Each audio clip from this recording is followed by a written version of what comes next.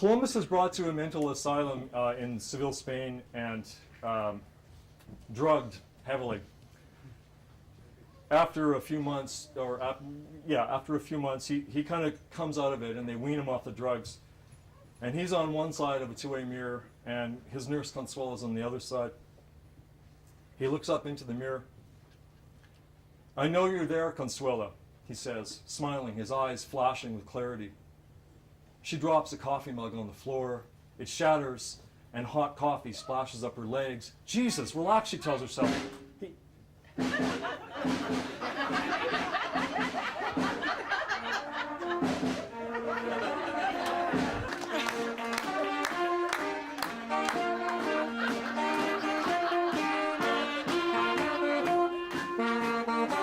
Excellent.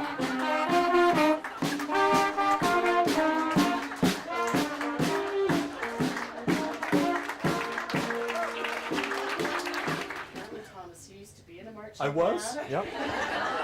So there you go. There's your fanfare. Thank you. That was Read fabulous. on. Thank you.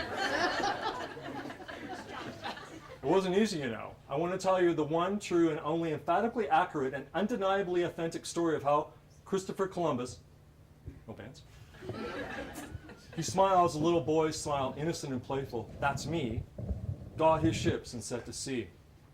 So, that's how he begins to tell his stories. Now, at some point near the beginning of their journey, after a particularly severe storm, 2 ships turned back. So now, many days across the Western Sea, only 12 ships were anchored off the coast of First Land. Many days. That's the best he can do? Many days? Many days could mean anything. "Boy," he snaps. The captain's boy, Alfonso, approaches the desk. He's been in the corner polishing the breastplate Columbus will wear in the morning when he steps ashore in India or Japan or wherever this place is. "Yes, sir," the boy says slowly. "I have a question for you. It is a question to which you should have an answer." "Well, I will do my best, my captain." "How many days have we been at sea?" Well, Alfonso knows this number. Everyone of the crew knows the number. It is the most important number they have. But because it is so important, Alfonso thinks, Columbus is testing him. Testing his intelligence. It's a trick question, and so requires a careful answer.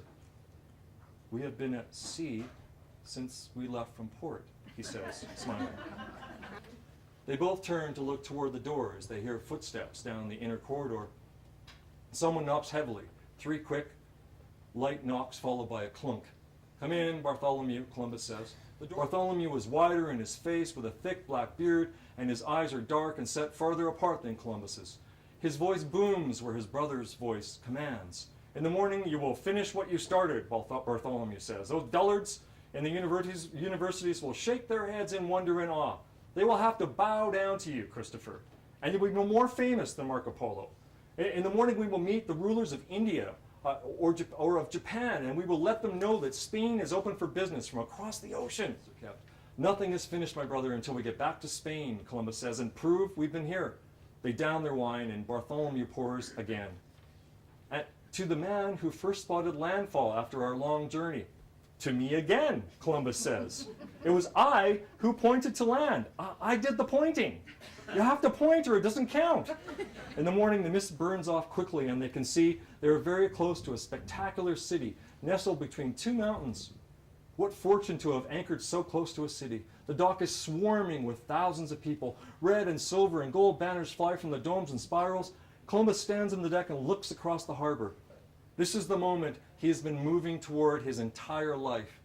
There, at the end of the square, is the emperor, or the king of this place. He hears a frantic voice.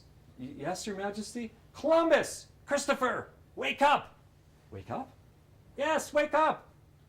Columbus sits up in bed and looks around the room. The sun is streaming through open windows. He is naked on top of the blankets, and he has goosebumps on his arms. The sun has not yet warmed the night chill out of the morning. Through the window is a view of the ocean, but Columbus can't see anything except it is very bright. Beatrice is frowning at him from across the room. "You were dreaming about her again, weren't you?" Her words are pinpricks. There is no right answer to a question like this from Beatrice. "You were crying out her name." "I was? Why would I be calling out the name of someone I was not dreaming of?" What name did I call out? You said, Your Majesty. Relief. Yes, of course, because I was dreaming the end of the journey across the Western Sea, and there was a majesty there to greet me, a man, a king of some kind. And Columbus stops. He doesn't need to know, she doesn't need to know everything. She doesn't need to know he could not remember or did not know how long it took to sail across the ocean. She's liable to ask if he continues his report. Her robe feathers as she moves. She shows him her body in this movement. Columbus relaxes a bit. After all, this was just a dream. Beatrice turns toward him, finds his face. Columbus, you made it back, right? Yes, of course, he says. Piece of cake. Thank you. So, thank you.